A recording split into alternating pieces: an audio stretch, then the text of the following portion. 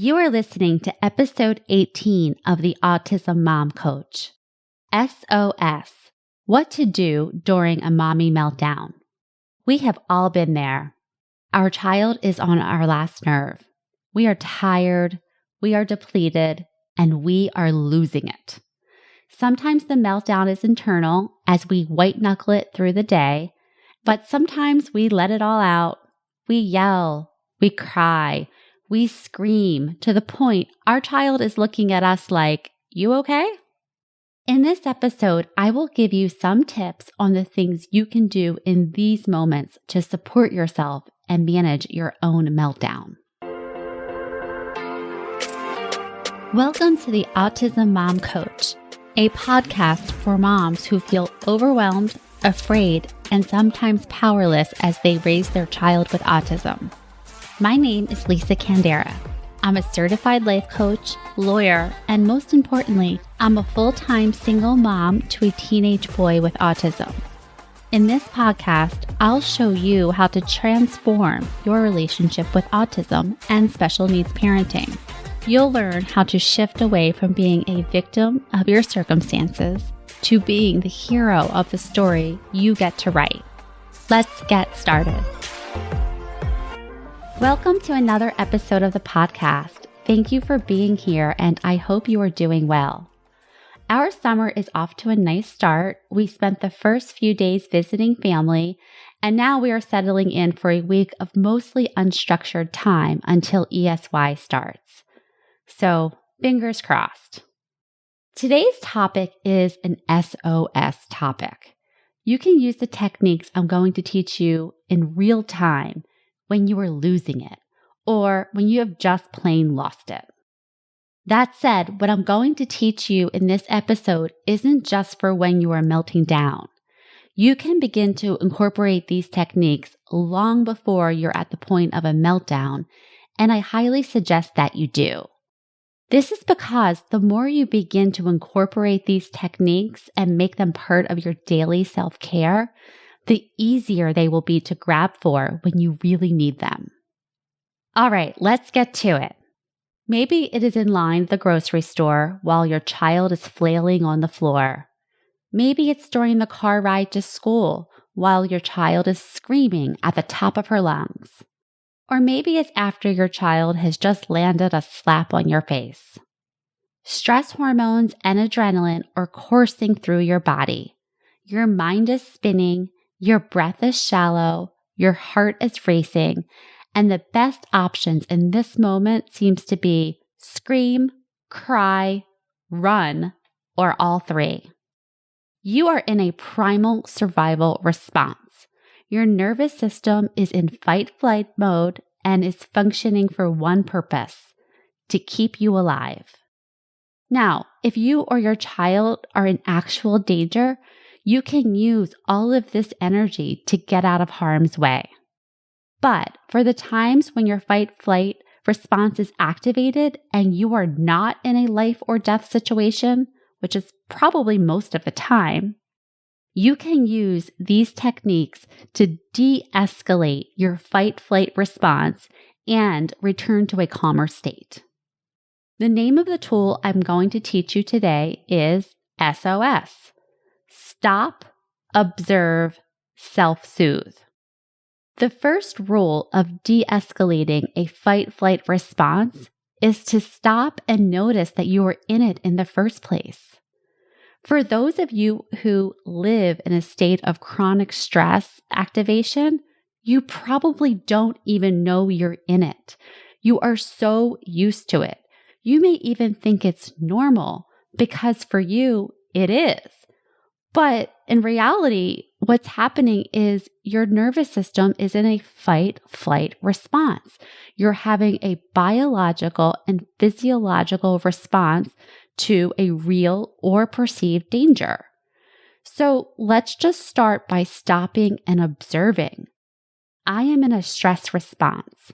My body is trying to protect me from danger. As simple as this sounds, here's why it's important. Stopping and observing is interrupting a deeply grooved pattern in your brain and your nervous system. It is bringing consciousness to an unconscious and automatic response. So by stopping and observing and bringing awareness to what is happening, we can take the next step, which is self-soothing. Self-soothing is anything you can do to bring some comfort and support to yourself as you manage a challenging situation. Now, of course, we are all familiar with this term, self-soothing. It's the thing that we're working so hard to help our children with. Well, what about us? We're activated. We are in a stress response. We can use the same techniques that we use on our children to support ourselves in these moments. First, breathing. Now, if your thought is, oh my gosh, seriously, breathing, that's all you have for me? Like, yeah, I breathe every day. I do it all the time. Like, got it. Hear me out. I am not talking about automatic breathing. I am talking about conscious breathing. Not just a few quick, deep breaths in the middle of a meltdown. That is not how it works, and it doesn't work. By conscious breathing, I mean deep, controlled breathing, slowly inhaling and exhaling the breath from your body.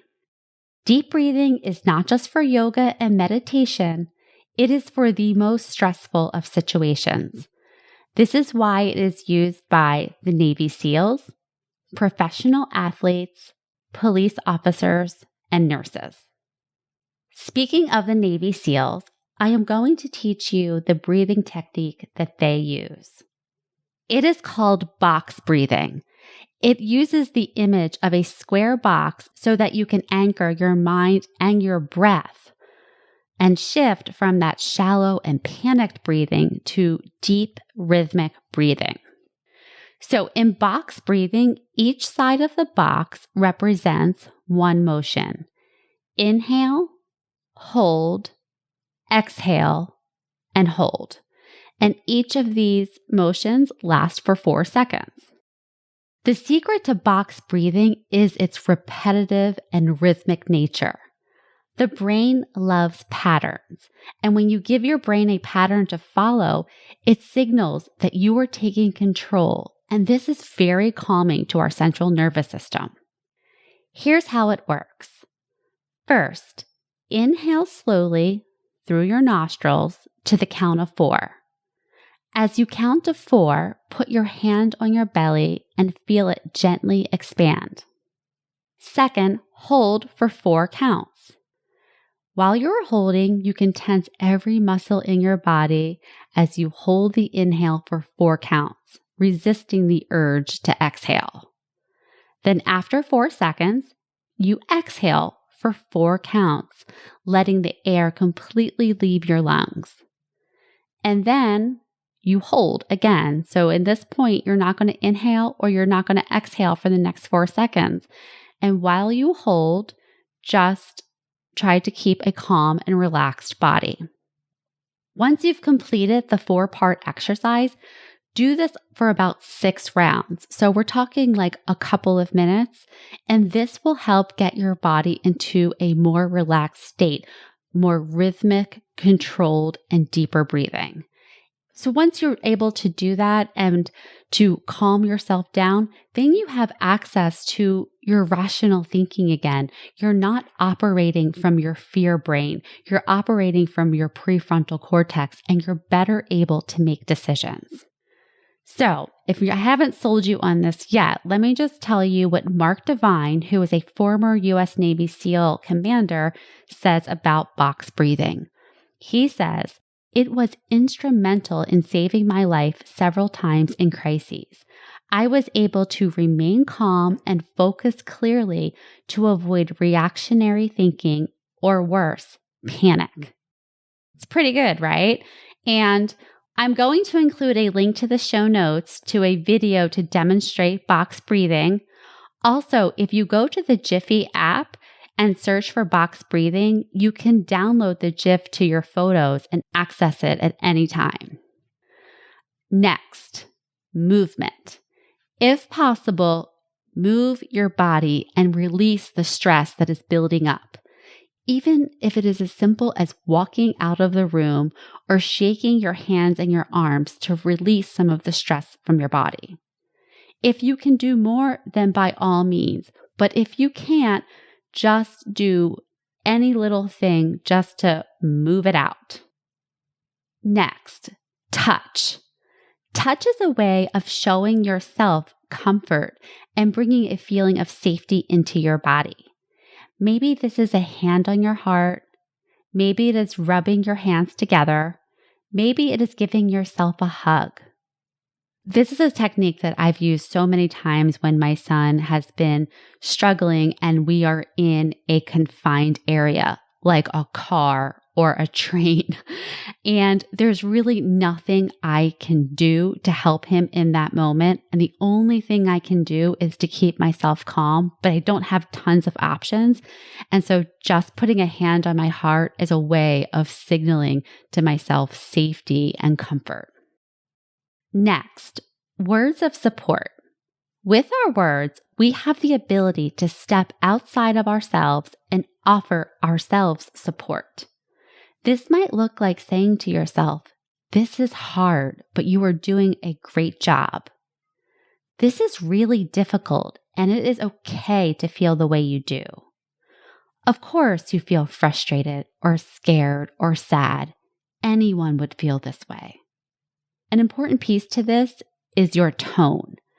Tone communicates safety. If you are speaking to yourself in a high pitch or commanding voice, like "suck it up, buttercup," you are telling your nervous system that you are not safe.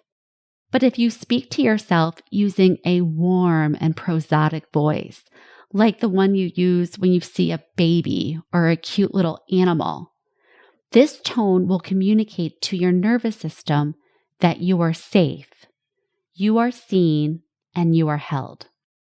And bonus, you can use this way of talking to yourself to verbalize the experience your child may be having in order to co-regulate with them. For example, your flight is delayed for a few hours. You have played all of the iPad games, eaten all of the snacks, and taken all the walks your child will tolerate. You are frustrated, they are frustrated, and they are acting out. You can use this self-soothing talk for the both of you. Like, I've actually done this where I'm like talking to myself / talking to my son, and it has a double effect. Yes, I know you are frustrated. This stinks. We should have been home by now. Of course you're upset. It's okay. I'm upset too. It's going to be okay. We're going to be okay. When you do this, you are acknowledging your disappointment and your discomfort along with your child's. You are seeing yourself and your child, and you are offering your own care and support. And you're also modeling for your child how you deal with difficult emotions.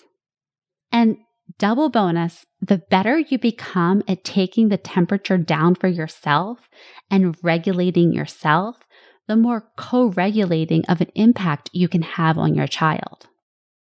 So to sum up the self-soothing tips for what to do during a meltdown: breath, movement, supportive touch, words of support, using a supportive tone.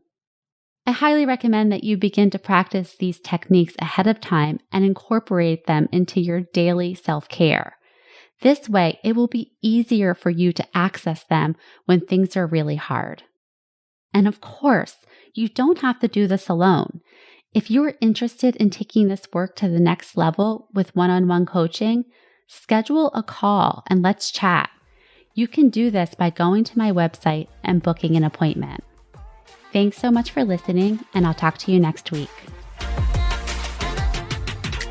Thanks for listening to the Autism Mom Coach.